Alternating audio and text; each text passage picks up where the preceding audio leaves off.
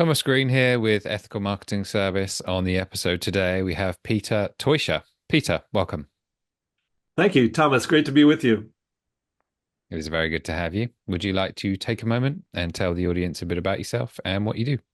Sure. I've got a fairly diverse background. I'm originally from Canada, and yeah, I've done everything from being an entrepreneur to working in upper management in the corporation, and now I focus my work on coaching. And I have a systemic coaching approach, which is a holistic way of coaching, and I uh, coach people from executives to everyday people who are wanting to make change in their lives. And yeah, and I've recently written and published a book about rethinking happiness. Yes, well, that is something that I enjoy talking about. I think it's a fascinating topic, and if that's okay with you, I'm going to ask you about happiness today. That'd be great. I love Have you talking about done have you done definition of terms? If I ask you what is happiness, have you got a working definition? I have a definition for myself, and it's something I encourage people to define for themselves because some people will refer to happiness as fulfillment, or or some people are you're very tied to this hedonistic. Well, it's when I'm having fun, it's when I'm with my friends, sort of thing. But for me, I look at happiness as sort of this guidance for us. So it's feedback. So I think the level of happiness we have in our lives is really this feedback for whether the choices and actions we're taking are lined up with our needs and our values and that sort of thing, or it's a reflection of how we're perceiving the world. So the happiness reflects back to us whether we're seeing the world in a way that's beneficial to us or whether we're acting and making choices that are leading us to more happiness. So if we look at happiness as this inner guidance system that's feeding back to us whether we're on track or not. That's the way I look at the mechanism of happiness. That's a really interesting answer. And I don't know which way to go based on the two things that or my interpretation of the two things, the main things that you mentioned. One being perception. If you see things in a negative light, you will be less happy, generally speaking. And the opposite is also true. And the other one is values. Um, Go with values. Let's say you haven't taken the time to determine exactly what your values are. How would you help someone if they asked you about that topic? Well, there are a lot of great tools to try and define your values, and it's something that I work on early on in sessions when I coach people. Um, but if you wanted to do an exercise for yourself, I mean, there are online tools where you pick between values and you kind of come down to your top 10 or top five. But anyone can sort of fill a page with values, honesty, freedom, loyalty, whatever comes to mind, and then you can start to strike off the ones that you think you could live without. So if you were trying to work your way down to 10 or even five, that's a great way to come down to your sort of core values, because what you start to do when you start striking off these things and you go, you have to be able to live without those things. It gets really difficult, and then you can sort of recognize the values that you really can't live without. And once you start to recognize those, you can ask yourself, is the way that I'm living in alignment with those values? I find a lot of people who in their workplace, part of the reason they're unhappy, they're there to make a living. We all have to make a living. But they have to do things that are in conflict with their values, and that's a big part of the reason why they're unhappy. That sometimes that comes up in their relationships or in the friends that they're hanging out with. They don't even realize it. They have this comfort zone or they have this familiarity, but all along it's been somewhat in conflict with their values. So it's throughout our whole lives, recognizing where the way we're living is out of sync with our values. Would you mind sharing what your values are? Um, yeah, well, I have a broad scope of values, but I can tell you the the really core ones that I live by. Freedom is a really important one. I like the ability uh, to be autonomous and make my own decisions. And that's why working for myself is a great thing. I find love is a really fundamental one. I try to make sure that my actions, a great way that I determine whether my choices are in alignment with my values. I ask myself, is this choice made out of love or out of fear? And people may find that a little too esoteric, but that one really guides me very well. And I think families become a really important value. And that I think what you'll find is with your values, they tend not to change over time, but you'll have different emphasis. So I think when I was younger, freedom was even more important to me. I was somewhat rebellious, but as I get older, a sense of security, that's always kind of been there. But now I find there's more emphasis now that I have family and so on. So yeah, in terms of my sort of top core values, love, freedom, stability, and a sense of purpose. Being able to add value. I think those are my really those are the things I can't do without. It's a great answer. I love it. I was going to ask you a different question, but you went with the purpose right at the end there, and I can't help. I just have to bite with that one. Let's say I'm trying to determine what my purpose is. How do I do that? I don't think it's something you find out. I think it's something that you can define for yourself. Um, I don't believe in this predestined purpose that everyone has. I think the better question to ask is, and this is something I've been, working to live by for the past 6, 7 years, in all the different projects that I do is, how can I add value? And so when I look at being able to add value to others, and not making it about the money that I earn, obviously that needs to be there too. But I've turned down projects that were lucrative that I didn't feel like, I was really going to be able to add value. And so I think when you find something that you know you can add value, you will find purpose in it. Because if you notice that it's serving others and helping others, and you have something valuable to give, that creates its own sense of purpose. And I think there are multiple elements to purpose as well, like being passionate or really finding some enjoyment in what you do. Well, when you look at people talk about the flow state, that was originally sort of talked about by Mihai Csikszentmihalyi, the Hungarian American psychologist. He talks about this combination of something that's challenging, but that makes you happy, that makes you pleasurable in doing it. And so all of those components really, when you line all those things up, I think you find a sense of purpose in what you're doing. So sorry, I hope that wasn't too convoluted an answer for you. No, it's interesting. So if people feel like they are lacking purpose, it's probably because they're not adding value or helping others. Would you say that's a fair assessment of what you said? Yeah, absolutely. People will, it's only after they've started doing things where they realize they have something to give and it's adding value to others that they go, oh yeah, that's my purpose. But they've just given it that label. But that's how I get this sense of purpose in the same way that happiness is this sort of feedback. When you feel like you're on purpose or your attention, your intentions and your values and all this stuff line up, I think you've found your purpose there, or you've defined it now as your purpose. But a lot of things need to coincide to give you that sensation or that feeling of purpose. Coming back to what you said regarding happiness, they weren't living their values. They were in a position where, I'm not in line with what I feel is important. Have you got any thoughts about what they might do from there? Well, the first step is sort of the self-realization, this being able to reflect on what that means. And it's unlikely they're not living any of their values. So it's all about taking small steps. So how do you get one step closer to that? If you imagined a life where you're fully living your values, what would be the first sort of step you could take towards that?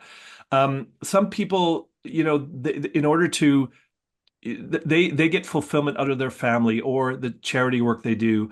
I'm really fortunate. I get a lot of pleasure and purpose out of the work that I do, but I also get it from things that don't earn me money. And so I think once you get clear on what your values are and how you can add value, I think then you can start to take those first steps and find some direction. A lot of people just don't have a direction, and so they don't even know where to start. And I think that's the most difficult part, is just taking that first step and recognizing it's the first of many. And the more you are in alignment with that, and that's why happiness is so important to me, because I think happy people make better choices. They tend to be better neighbors, citizens, partners in relationships, and so on.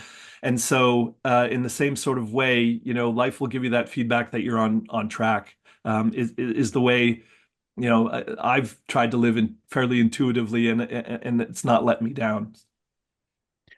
I love the answers. And I think, like you say, providing you're conscious of what your values are, it's about essentially tweaking the dials to get the percentages right. So, if you're only living 10% of what your values are, Yeah. taking steps in the right direction to increase that is only going to give you more happiness. I got a difficult one though, because we went off in one direction. I'm going to come Uh-huh. back to what you said about the perception element of it, which was, like I said, if you're interpreting the world through a negative lens, you're going to be unhappy most likely. And the alternative is also true. So if you've got a glass half full attitude, there's not a lot that can sway you away from that. So let's say you're that negative person, you see things negatively. What do you do about that? Well, this comes to a very fundamental part of the work that I do, and it stems from the fact that I really struggled in my before sort of the first 30 years of my life. I really struggled with depression and really seeing the world and myself in a negative light. And the thing that helped me change was fundamentally changing what I believed and my habitual ways of thinking. And so we see the world through the filter of our beliefs. So if we believe certain things about the world, it's going to taint the way we see things. If we live by Murphy's law, whatever can go wrong will go wrong. We're going to find the fault in everything we try to do. Even if there's a success, we'll find something wrong with it. And so for me, the place to start is it are the things that we believe. And when you can start to do an inventory of your beliefs and not look at them in terms of one way that in therapy people will question, is that negative belief true? And I think that's a valuable exercise. But I think another really helpful tool is to say, is that belief useful? Because we can't always know for sure, or we can't find convincing answers to whether a belief is true or not. That's why it's a belief and not this fact that we know we live by. And so when we start to, ask ourselves this belief about how much money I can earn, or whether I'm valuable or whether I'm good at something, the question is that a useful belief for me? If I believe that, well, I have to be ruthless in order to make money and be successful, is that a useful belief for you? Is that going to lead to more happiness? So the utility of our beliefs, I think, is a really important element when we start to look at things. And so when you start to recognize that I've got a whole bunch of beliefs that cause me to see the world in a negative way, like, it's a dog eat dog world, or relationships never work. You've had a problematic divorce, and you think, oh, women are all one way or men are all this way. So those are beliefs that are not useful for you. They won't help you down the road when you've figured yourself out and you meet the right person to have a relationship, or when you have an opportunity for success. These beliefs that see things in a very negative way will undermine your success or your ability to succeed. I love the answer. The follow-up is more of a bit of a philosophical question than anything. Because I Good, I love think it. I think the process of evaluating your thoughts with questions, I think, is really very useful. But use the two examples of is this belief useful and is this belief true? Hmm. And for me, those can be two very different things. It So can be. you can see something as true. You can, to the degree that you can see truth in the world, there are only so many things that can be true. Whereas if it's useful, you could believe something which is false, which is actually useful for you. Hmm. So, I mean, I don't really know what I'm asking based off that, but have you got any thoughts about those two uh, questions, I suppose, in terms Yeah. of how you would approach that? Yeah, and I think from the philosophical perspective, as you put it, we can't really there are very few things we can know with absolute certainty. And I think when we are struggling to find an answer, then we can default to, well, then is it useful for me or not? Because can you really know? Can you really know your value as a human being? Like, how would you quantify that? Instead, it's more valuable to believe that I am a valuable human being because, I don't know. That may be very subjective. Someone might say one thing, another might say another. So, I'd say when you take it in terms of um, when you have negative beliefs that are really getting in your way, asking that question, is this true or not, can be a really helpful tool. It's always about finding the right question for the right situation. That's a fundamental part of coaching, asking good questions, asking the right questions. And in some cases, it will be helpful to say, is this true or not? And if that helps you, if that helps you move forward, and I believe in letting your intuition guide you. And so we have this emotional guidance system that gives us that feedback. And so if you're asking the question, is this true or not, and it helps you, great, go follow that line of questioning. But if that doesn't get you anywhere and you reach a dead end, then you can start looking at, okay, well, is it useful? Does it matter if it's true or not? If it's making me, if it's building my confidence, if it's helping me you might not be a great public speaker, but you have to start somewhere, and probably with experience, it's kind of that fake it till you make it. You will probably be able to muster up the courage to try and have those experiences. However, if you think you're really great at something and you start to get feedback that you're not, and you're not taking the steps to learn and improve, well, then that's sticking your head in the sand. So there's nuance to everything. And I think just being self-reflective and taking the time to take stock and take other people's feedback, I think is an important part of the whole process. Yeah, I like it. It's kind of like a primary and secondary thing. First of Hmm. all, I want to know if it's true, and perhaps if it's unknowable if it's true, then I can ask if it's useful. I like that order. It's kind of like a flow chart in my head. But you went down the rabbit hole with me, so I appreciate that. I was supposed to ask you this about 15 minutes ago, but why did you start? Well, why did you write a book on happiness? What took you there? Well, it's these are ideas that have kind of been, that I've been working on through the course of my, I'd say in my early 30s when I was really making a change in my life, fundamental changes in my life. That's when I sort of really started the personal development journey, and then it just kind of progressed from there. And I think the reason for the happiness piece is if I can take my life from being really depressed to the point that I don't know if I want to continue to living a life where I have a lot of moments of happiness, then there must be something to the way I've done it that I can share with others that might be beneficial to them. And so, happiness is kind of in the title of the book, and it's something I like to talk about a lot. As I say, I think it's the more happy people will have, the better society I believe we will have. But giving yourself a chance to live a happier life, you can break that down into all kinds of things, from the choices you make to the way you define yourself to the lifestyle that you live. And I think I encourage people to develop their own personal philosophy and the guide to say, my philosophy is supporting me is that level of happiness that we have in our lives. And a lot of people will roll their eyes about philosophy. They see it as somewhat impractical, or just very theoretic. And I think practical philosophy is something that we can all integrate. And every one of us has a philosophy, whether we admit it or not. From the time we were old enough to think, we were putting together beliefs about ourselves and the world, and that led to strategies, and that whole process is what I'm encouraging people to look at, based on, does it fulfill me? Does it make me happy? Is the feedback that I'm getting one that I'm living lots of moments of happiness? A great point. You did touch on quite a significant before and after, which is, you don't feel like you want to continue, and then versus you're content or happy.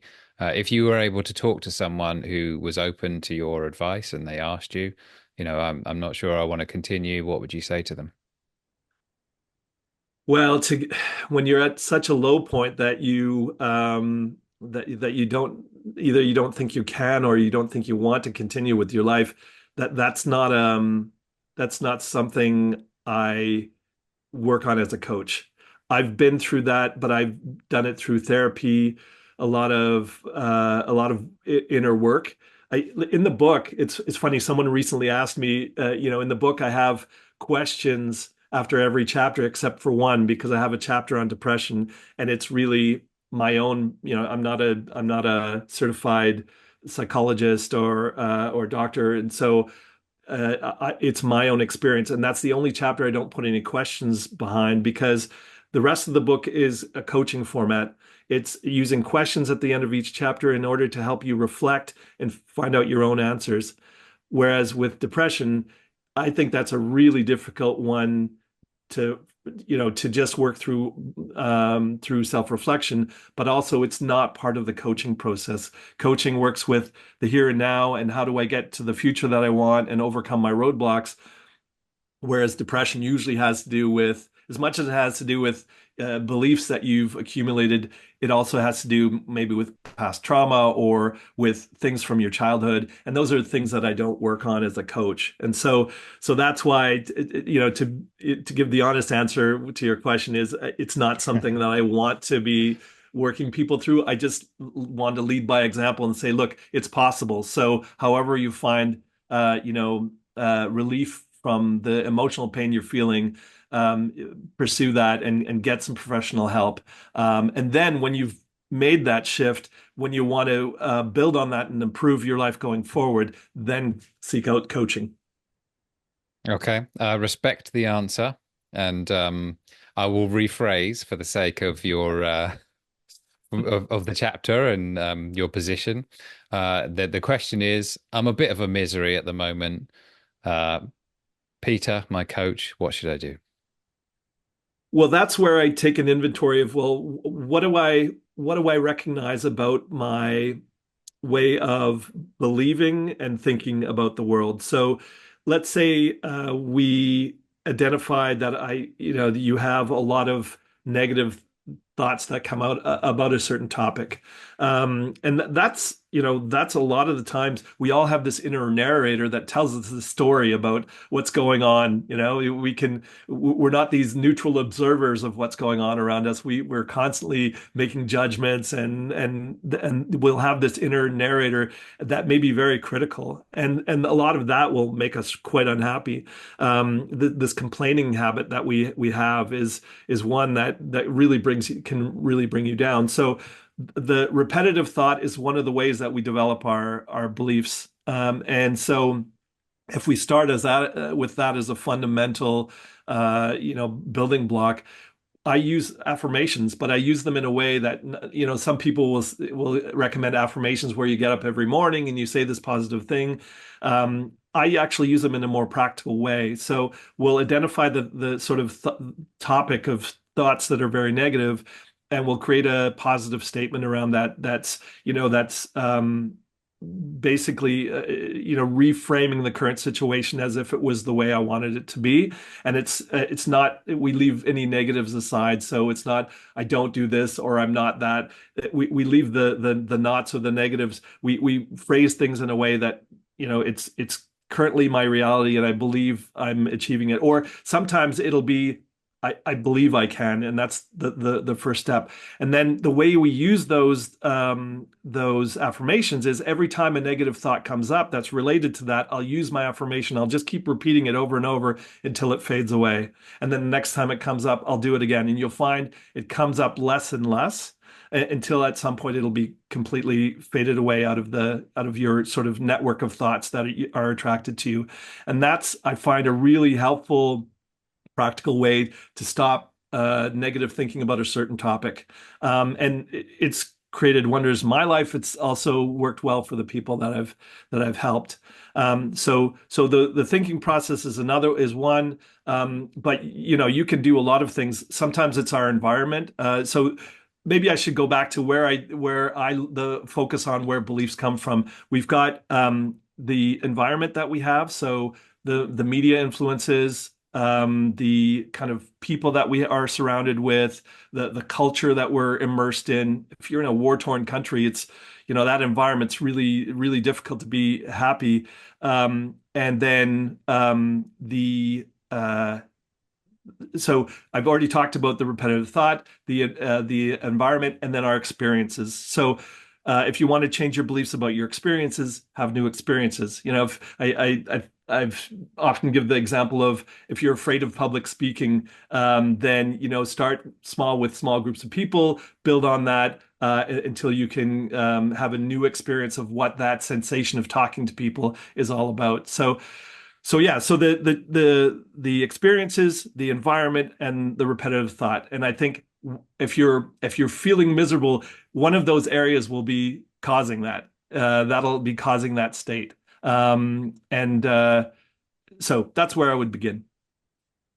Very, very good answer. And it, for whatever reason, made me think about the law of substitution, something that Brian Tracy thinks details, which is you can't think about a negative thought whilst you're thinking about a positive one.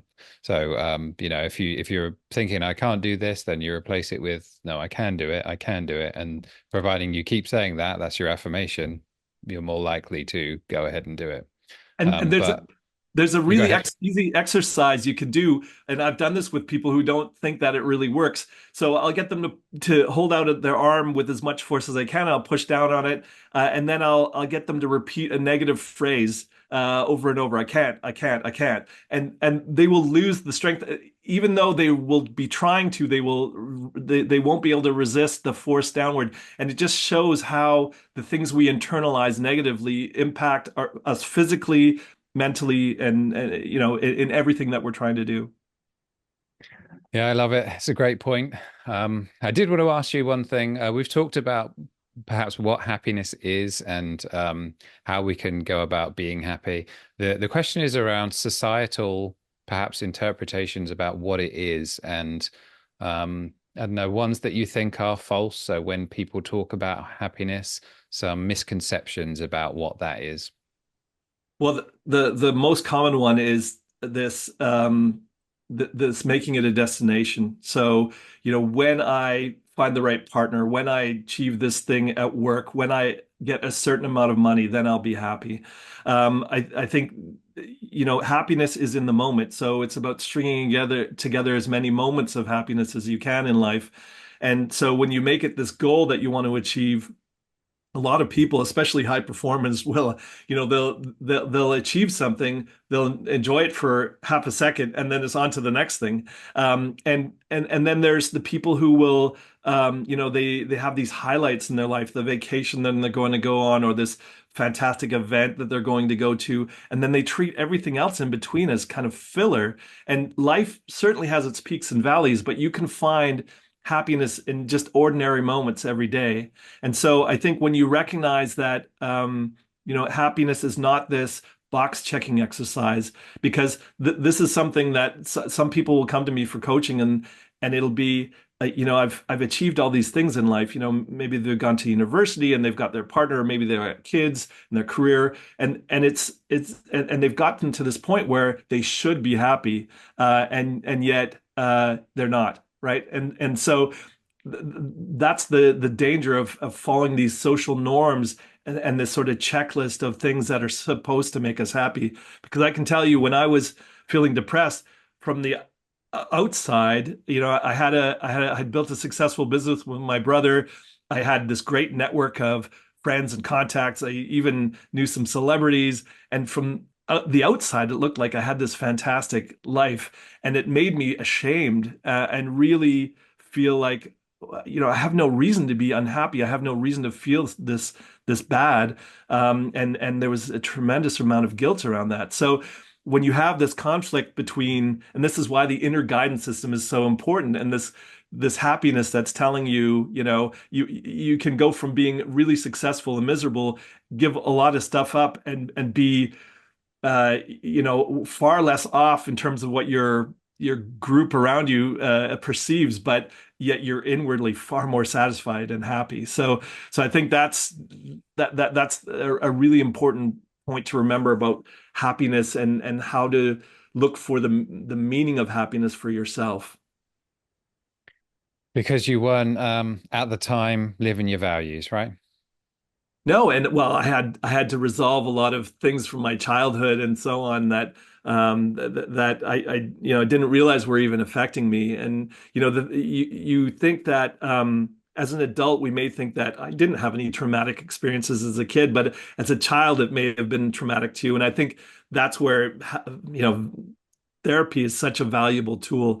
So there were a lot of, we operate far more on our sort of unconscious level, than I often use the iceberg model, where we think we're making choices and operating based on sort of the facts and the external stimuli and what we know consciously, but really we're far more working on what's below the surface, which is our values, our beliefs, our emotions, our history, our story. Even though we're not always telling us we've built up this story about ourselves, and all of those things will then, especially if there's incongruence or this real conflict between, what's going on outside and what's going on inside, that we get the feedback that something's wrong by feeling unhappy, by feeling this array of negative emotions that we can feel. In the same way that if you stub your toe and there's pain, we know that's communication from your body saying there's an issue here, you need to take care of it. The same way we can treat the emotional guidance system the same way. I've loved your answers today, and I think it should be pretty clear that it would be helpful for people to get coaching. But if they're interested, who's it for and where do they go? They can come to my website, peterteuscher.com. The last name is spelled Teuscher. And anyone who is seeking change in their life. So, a lot of people talk about coaching in terms of, I'm a fitness coach, or because I've been a basketball coach. And that tends to be more consulting. If you need somebody to accompany you through a change process in your life, whether you're looking for a new job, or it's a relationship issue, or you just want to get more clarity on where you want to go in life, the coaching can help with all of those things. And so, as I said, I work systemically, which means I take a holistic approach. The systemic principles are, you recognize what system is at play, and that means, we're a system. The world around, the people around us can be a system, and then you recognize the relationship between those different parts, and you look at it from different perspectives. So that's the coaching approach that I take, and so it could be for a wide range of people, but anyone who's interested in creating change in their life. And the domain again, the website address? It's peterteuscher.com. Okay. And do you have any closing thoughts for us today?